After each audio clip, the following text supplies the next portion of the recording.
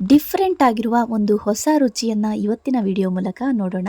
ಹೌದು, perfect and soft ಆಗಿರುವಂತಹ ಉಪ್ಪಿಟ್ಟು ಮಾಡೋದು ಹೇಗೆ ಅಂತ ಈ ವಿಡಿಯೋದಲ್ಲಿ ನೋಡೋಣ. ಕೆಲವೊಂದು ಟಿಪ್ಸ್ಗಳನ್ನು ಫಾಲೋ ಮಾಡಿದರೆ ಮೆದುವಾದ ರುಚಿಯಾದ ಈ ವಾಂಗಿಬಾತ್ ಉಪ್ಪಿಟ್ಟನ್ನು ಮಾಡ್ಕೊಳ್ಬೋದು. ಎಲ್ಲರಿಗೂ ನಮಸ್ಕಾರ, ನಾನು Kavya. Welcome to my channel Kavya's food paradise. ಇವತ್ತಿನ ವಿಡಿಯೋದಲ್ಲಿ ವಾಂಗಿಬಾತ್ ಉಪ್ಪಿಟ್ಟನ್ನು ಮಾಡ್ತಾ ಇದ್ದೀನಿ. ಅದಕ್ಕೆ ಏನೇನು ಪದಾರ್ಥಗಳು ಬೇಕು ಅಂತ ನೋಡ್ಕೊಳ್ಳೋಣ. ಇಲ್ಲಿ ಬಾಂಬೆ ರವೆಯನ್ನು ತೊಗೊಂಡಿದ್ದೀನಿ, ಅಂದರೆ ಉಪ್ಪಿಟ್ಟು ರವೆ ಅಂತ ಹೇಳ್ತಾರಲ್ಲ, ಅದನ್ನು 1 ಕಪ್ ಆಗುವಷ್ಟು ತೊಗೊಂಡಿದ್ದೀನಿ. ಇದನ್ನು ತುಪ್ಪ ಹಾಕಿ ಒಂದೇ 1 ಸ್ಪೂನ್ ಆಗುವಷ್ಟು ಅಥವಾ ಅರ್ಧ ಸ್ಪೂನ್ ಆಗುವಷ್ಟು ತುಪ್ಪವನ್ನು ಹಾಕ್ಕೊಂಡು ಚೆನ್ನಾಗಿ ಇದನ್ನು ಫ್ರೈ ಮಾಡ್ಕೊಳ್ಬೇಕು. ನೀವು ತುಪ್ಪ ಇಷ್ಟ ಆಗಲ್ಲ ಅಂತನ್ನೋರು ಎಣ್ಣೆ ಕೂಡ ಬಳಸ್ಕೊಂಡು ಇದನ್ನು ಹುರ್ಕೊಳ್ಬೇಕಾಗತ್ತೆ. ಚೆನ್ನಾಗಿ ಅದು ಅರೋಮ ಬರಬೇಕು, ಅಲ್ಲಿವರೆಗೂ ಸ್ವಲ್ಪ ಗೋಲ್ಡನ್ ಕಲರ್ ಇದು ಚೇಂಜ್ ಆಗೋವರೆಗೂ ಹುರ್ಕೊಂಡು ಪಕ್ಕಕ್ಕೆ ಎತ್ತಿಟ್ಕೊಳ್ಳಿ. ಹಾಗೆ ಇಲ್ಲಿ 2 ಗುಂಡು ಬದನೆಕಾಯಿಯನ್ನು ತೊಗೊಂಡಿದ್ದೀನಿ. ಅದನ್ನು ಚೆನ್ನಾಗಿ ತೊಳೆದ್ಬಿಟ್ಟು ಇಟ್ಕೊಂಡಿದ್ದೆ. ಹಾಗೆ ನೀರೊಳಗಡೆ ಹಾಕಿಟ್ಕೊಂಡಿದ್ದೆ. ಇದಕ್ಕೆ ಒಂದು ಅರ್ಧ ಸ್ಪೂನ್ ಆಗುವಷ್ಟು ಉಪ್ಪನ್ನು ಹಾಕಿ ಮತ್ತೆ ಇದನ್ನು ಹಾಗೆ ಇಟ್ಕೊಳ್ತಾ ಇದ್ದೀನಿ. ಇನ್ನು ಇದಕ್ಕೆ 2 ಈರುಳ್ಳಿ ಬೇಕಾಗತ್ತೆ, 2 ಹಸಿರು ಮೆಣಸಿನ್ಕಾಯಿ ಬೇಕಾಗತ್ತೆ. ನೆಕ್ಸ್ಟ್ ಇದಕ್ಕೆ 2 ಟೊಮೆಟೊವನ್ನು ತೊಗೊಂಡಿದ್ದೀನಿ, ಸಣ್ಣದಾಗಿ ಹೆಚ್ಚಿಟ್ಕೊಂಡಿದ್ದೀನಿ. ಸ್ವಲ್ಪ ಕರಿಬೇವಿನ ಸೊಪ್ಪು, ಅಂದರೆ 2 ಕಡ್ಡಿ ಆಗುವಷ್ಟು ಕರಿಬೇವು ಇದೆ ಇದರಲ್ಲಿ.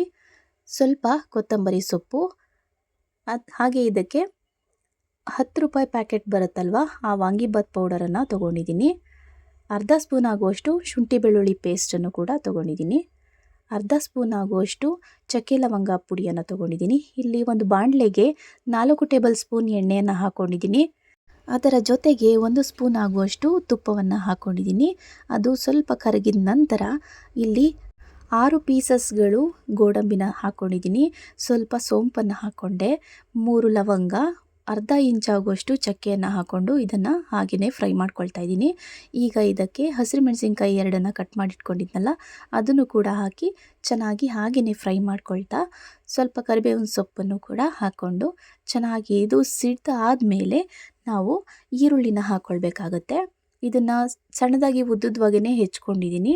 ಒಂದೊಂದು ಥರ ಹೆಚ್ಚಿದ್ರೆ ಒಂದೊಂದು ಥರ ಟೇಸ್ಟ್ ಬರುತ್ತೆ. ಸಣ್ಣದಾಗಿ ಹೆಚ್ಕೊಂಡ್ರೆ ಬೇರೆ ಥರನೇ ಟೇಸ್ಟ್ ಬರುತ್ತೆ. ಬೇಕಿದ್ರೆ ನೀವು ಟ್ರೈ ಮಾಡಿ ನೋಡಿ. ಉಪ್ಪಿಟ್ಟಿಗೆ ಇದೇ ರೀತಿ ಉದ್ದುದ್ವಾಗಿಯೇ ಹೆಚ್ಕೊಂಡ್ರೆ ಟೇಸ್ಟ್ ಚೆನ್ನಾಗಿರುತ್ತೆ. ನೋಡಿ, ಇವಾಗ ಇಷ್ಟು ಫ್ರೈ ಆಗಿರಬೇಕು ಈರುಳ್ಳಿ. ಇದಾದಮೇಲೆ ಟೊಮೆಟೊ 2 ಹೆಚ್ಚಿಟ್ಕೊಂಡಿದ್ದನ್ನು ಇದಕ್ಕೆ ಹಾಕ್ಕೊಂಡು ಚೆನ್ನಾಗಿ ಇದನ್ನು ಕೂಡ ಫ್ರೈ ಮಾಡ್ಕೊಳ್ತಾ ಇದ್ದೀನಿ.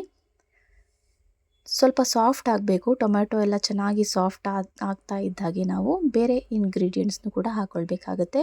ಬೇಕಿದ್ರೆ ನೀವು ಇದು ಬೇಗ ಬೇಯಲಿ ಅಂತ ಸ್ವಲ್ಪ ಸಾಲ್ಟ್ನು ಕೂಡ ಆ್ಯಡ್ ಮಾಡ್ಕೊಳ್ಬಹುದು. ಈಗ ಇದು ಸ್ವಲ್ಪ ಮೆದುವಾಗಿದೆ ಟೊಮೆಟೊ ಈರುಳ್ಳಿ ಎಲ್ಲ, ಹಾಗಾಗಿ ಅರ್ಧ ಆಗುವಷ್ಟು ಕ್ಯಾಪ್ಸಿಕಮ್ನ ತೊಗೊಂಡಿದ್ದೆ, ಅದನ್ನು ಹಾಕ್ಕೊಂಡು ಮತ್ತು ಸಣ್ಣದಾಗಿ ಹೆಚ್ಚಿಟ್ಕೊಂಡಿರುವಂತಹ ಬದನೆಕಾಯಿಯನ್ನು ಕೂಡ ಇದಕ್ಕೆ ಹಾಕ್ಕೊಂಡು ಫ್ರೈ ಮಾಡ್ಕೊಳ್ತಾ ಇದ್ದೀನಿ.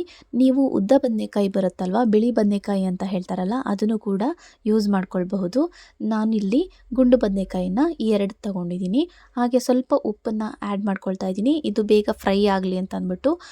ಎಣ್ಣೆಯಲ್ಲಿ ಇವೆಲ್ಲವನ್ನು ಹಾಗೆ ಚೆನ್ನಾಗಿ ಫ್ರೈ ಮಾಡಿಕೊಂಡ್ರೆ ಟೇಸ್ಟ್ ತುಂಬ ಚೆನ್ನಾಗಿರುತ್ತೆ. ಹಾಗೆ ವಾಂಗಿಬಾತ್ ಪೌಡರ್ ಕೂಡ ಫುಲ್ಲು ಹಾಕ್ಕೊಳ್ತಾ ಇದ್ದೀನಿ. ಇಲ್ಲಿ ನಾನು ಎಕ್ಸ್ಟ್ರಾ ಏನು ಖಾರಕ್ಕೆ ಏನು ಯೂಸ್ ಮಾಡ್ಕೊಂಡಿಲ್ಲ, ಬರೀ ಮೆಣಸಿನ್ಕಾಯಿ ಅಷ್ಟೇ ಹಾಕ್ಕೊಂಡಿರೋದು. ಇದು ಒಂದು ಫುಲ್ ಪ್ಯಾಕೆಟನ್ನು ಹಾಕ್ಕೊಳ್ತಾ ಇದ್ದೀನಿ ಇಲ್ಲಿ. ಇದನ್ನು ಕೂಡ ಎಣ್ಣೆಯಲ್ಲೇ ಫ್ರೈ ಆಗಬೇಕು, ಪೌಡರ್ ಕೂಡ. ನೋಡಿ, ಸ್ವಲ್ಪ ಎಣ್ಣೆಯಲ್ಲಿ ಫ್ರೈ ಆಗ್ತಿದ್ದಂಗೆ ಇದು ಎಣ್ಣೆ ಬಿಟ್ಕೊಂಡು ಬರುತ್ತೆ. ಆವಾಗ ನಾವು ಬಿಸಿನೀರನ್ನು ಹಾಕ್ಕೊಳ್ಬೇಕಾಗತ್ತೆ. ಇಲ್ಲಿ 1 ಕಪ್ ತೊಗೊಂಡಿದ್ದೆ ಅಲ್ವಾ ರವೆನ, ಈಗ ಇದಕ್ಕೆ 2.5 ಕಪ್ ಆಗುವಷ್ಟು ನೀರನ್ನು ಬಿಸಿ ಮಾಡಿಟ್ಕೊಂಡಿದ್ದೆ, ಅದನ್ನು ಕೂಡ ಹಾಕ್ಕೊಳ್ತಾ ಇದ್ದೀನಿ. ಸ್ವಲ್ಪ ಕೊತ್ತಂಬರಿ ಸೊಪ್ಪನ್ನು ಹಾಕ್ಕೊಂಡು ಇದಕ್ಕೆ ನೀವು ತೆಂಗಿನ ತುರಿನಾದರೂ ಹಾಕ್ಕೊಳ್ಬಹುದು ಅಥವಾ ಕೊಬ್ಬರಿ ತುರಿನಾದ್ರೂ ಹಾಕ್ಕೊಳ್ಬೋದು. ನಾನಿಲ್ಲಿ ಕೊಬ್ಬರಿನ ಹಾಕ್ಕೊಳ್ತಾ ಇದ್ದೀನಿ. ವಾಂಗಿಬಾತ್ ಅಂತಂದರೆ ಕೊಬ್ಬರಿನೇ ಟೇಸ್ಟ್ ಜಾಸ್ತಿ ಚೆನ್ನಾಗಿರುತ್ತೆ, ಹಾಗಾಗಿ ಕೊಬ್ಬರಿನ ಹಾಕ್ಕೊಳ್ತಾ ಇದ್ದೀನಿ, ಒಂದು ಅರ್ಧ ಕಪ್ ಆಗುವಷ್ಟು. ಹಾಗೆ ರುಚಿಗೆ ತಕ್ಕಷ್ಟು ಉಪ್ಪನ್ನು ಹಾಕ್ಕೊಂಡು ಮತ್ತು ಪುಡಿ ಮಾಡಿಟ್ಕೊಂಡಿರುವಂತಹ ಚಕ್ಕೆ ಲವಂಗ ಅರ್ಧ ಸ್ಪೂನ್ ಆಗುವಷ್ಟು ಹಾಕ್ಕೊಂಡು ಇದನ್ನು ಚೆನ್ನಾಗಿ ಮಿಕ್ಸ್ ಮಾಡ್ಕೊಳ್ಬೇಕು. ಇದು ಚೆನ್ನಾಗಿ ಕುದಿಬೇಕು. ಕುದೀತಾ ಇರುವಾಗ ಇದಕ್ಕೆ ಪ್ಲೇಟ್ನ ಮುಚ್ಚಿಟ್ಬಿಟ್ಟು ಒಂದು 2 ನಿಮಿಷ ಅಥವಾ 3 ನಿಮಿಷ ಇದನ್ನು ಹಾಗೆ ಬಿಡಬೇಕು. ನೋಡಿ, ಇವಾಗ ಚೆನ್ನಾಗಿ ಇದು ಕುದ್ದಿದೆ, ಈ ರೀತಿಯಾಗಿ ಕುದಿಬೇಕು. ಇದು ಕುದ್ದು ಆಗಿದೆ ಅಂತ ಅನ್ನುವಾಗ ಮೀಡಿಯಮ್ ಫ್ಲೇಮ್ನ ಇಟ್ಕೊಂಡು ಅಥವಾ ಲೋ ಫ್ಲೇಮ್ನ ಇಟ್ಕೊಂಡು ನಾವು ರವೆಯನ್ನು ಹಾಕ್ಕೊಳ್ಬೇಕಾಗತ್ತೆ. ನೀವು ಯಾವುದೇ ಕಾರಣಕ್ಕೂ ತಣ್ಣೀರನ್ನು ಇದಕ್ಕೆ ಹಾಕ್ಕೊಳ್ಳೋಕೆ ಹೋಗಬೇಡಿ. ತಣ್ಣೀರು ಹಾಕ್ಕೊಂಡ್ರೆ ಅದು ಸಾಫ್ಟಾಗಿ ಬರಲ್ಲ, ಹಾಗೆ ಬಾಯಿಗೆ ಒಂಥರ ನಾಲ್ಗೆಗೆಲ್ಲ ಅಂಟ್ಕೊಂಡಂಗೆ ಆಗುತ್ತೆ ಉಪ್ಪಿಟ್ಟು. ಅದಕ್ಕೋಸ್ಕರ ಎಲ್ಲರೂ ಅಷ್ಟಾಗಿ ಇಷ್ಟಪಡಲ್ಲ ಉಪ್ಪಿಟ್ಟನ್ನು. ನೀವು ಬಿಸಿನೀರನ್ನೇ ಯೂಸ್ ಮಾಡ್ಕೊಳ್ಳಿ. ಇದನ್ನು ಕೂಡ ಮುಚ್ಚಿಟ್ಬಿಟ್ಟು ಒಂದು 3 ನಿಮಿಷ ಹಾಗೆ ಬಿಟ್ಬಿಡಿ ಲೋ ಫ್ಲೇಮ್ನಲ್ಲಿ. ನೋಡಿ ಇವಾಗ ರವೆ ಎಲ್ಲ ಹಾಕಿ ಒಂದು ಹದ ಆದಮೇಲೆ ಒಂದು 3 ನಿಮಿಷ ಬಿಟ್ಟ ಮೇಲೆ ಈ ರೀತಿ ಆಗಿದೆ. ಒಂದು ಕಡೆ ಎಣ್ಣೆ, ತುಪ್ಪ, ನೀರು ಎಲ್ಲ ಒಂದೊಂದು ಕಡೆ ಆಗಿರುತ್ತೆ ಅಂತ ಅಂದ್ಬಿಟ್ಟು ಮತ್ತೆ ಇದನ್ನು 3 ನಿಮಿಷ ಬಿಟ್ಟು ಮತ್ತೆ ಇದನ್ನು ಮಿಕ್ಸ್ ಮಾಡಿಕೊಂಡು ಅದಾದಮೇಲೆ ಮತ್ತೆ ಇದನ್ನು ಕ್ಲೋಸ್ ಮಾಡಿಬಿಟ್ಟು ಒಂದು 2 ನಿಮಿಷ ಸ್ಟವ್ನ ಆಫ್ ಮಾಡಿ 2 ನಿಮಿಷ ಹಾಗೆ ಬಿಟ್ಬಿಡಿ. ಅದೇನು ಲೋ ಫ್ಲೇಮ್ನಲ್ಲಿ ಅಥವಾ ಇರಬೇಕು ಅಂತ ಏನೂ ಇಲ್ಲ. ಅದನ್ನು ಆಫ್ ಮಾಡ್ಕೊಂಡ್ಬಿಡಿ ಸ್ಟವ್ನ. ಅದು 2 ನಿಮಿಷ ಆದಮೇಲೆ ಟೋಟಲ್ 5 ನಿಮಿಷ ತೊಗೊಳುತ್ತೆ ಇದು. ನೋಡಿ ಇವಾಗ ಆಗಿದೆ ಇದು. ನೋಡಿ ಎಷ್ಟು ಸಾಫ್ಟಾಗಿ ಬರ್ತಾ ಇದೆ ಅಂತ ನೋಡ್ತಾ ಇದ್ದೀರಲ್ಲ ನೀವೇ. ಇಷ್ಟು ಸಾಫ್ಟಾಗಿ ಬರಬೇಕು. ಹುಡಿಯಾಗಿ ಮಾಡಿಕೊಂಡ್ರೆ ಅಷ್ಟು ಚೆನ್ನಾಗಿರಲ್ಲ ಇದು ವಾಂಗಿಬಾತ್ ಉಪ್ಪಿಟ್ಟು.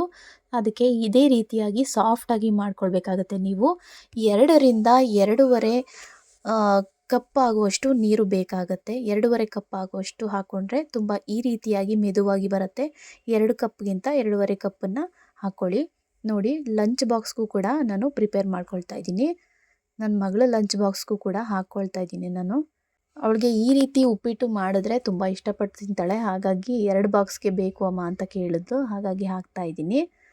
ಇದೇ ರೀತಿಯಾಗಿ ಟಿಪ್ಸ್ನ ಫಾಲೋ ಮಾಡಿಕೊಂಡು ನೀವು ನಿಮ್ಮ ಮನೆಯಲ್ಲಿ ವಾಂಗಿಬಾತ್ ಉಪ್ಪಿಟ್ಟನ್ನು ಮಾಡಿ ತುಂಬಾ ನಿಮ್ಮ ಮನೇಲಿ ಎಲ್ಲರೂ ಇಷ್ಟಪಟ್ಟು ತಿಂತಾರೆ. ಲಂಚ್ ಬಾಕ್ಸ್ ಕೂಡ ಇಲ್ಲಿ ಪ್ರಿಪೇರ್ ಆಗೋಯ್ತು.